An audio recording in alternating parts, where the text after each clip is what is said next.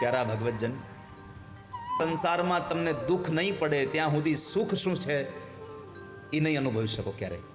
ભૂખ નહીં લાગે તો તમને ક્યારેય અનાજની કિંમત નહીં થાય, નહીં લાગે તો પાણીની કિંમત નહીં થાય તમને। દુઃખ વગર તમને ક્યારેય પણ સુખનો અહેસાસ નહીં થાય। હવે ખાલી કલ્પના કરો કે કોઈ દિવસ તડકો જ ન હોત તો એસીનું સુખ કોઈ દી ગમત આપણને?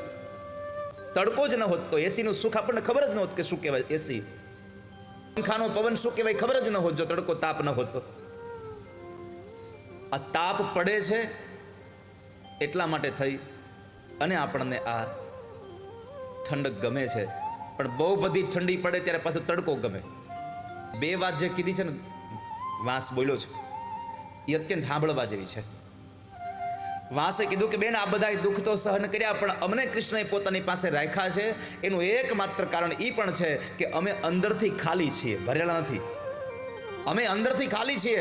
આપણને બધાને ટકોર કર્યો છે કે જેમ વાંસળી અંદરથી ખાલી છે એમ આપણે બધાએ પણ ભીતરથી ખાલી રહેવું। ન રાગ, ન દ્વેષ, ન કામ, ન ક્રોધ, ન લોભ, આ કશું ભીતરમાં રાખવું નહીં। આ બધું જ કાઢી નાખો, કૃષ્ણ તમને વગાડવા આવશે, એની પાસે રાખશે।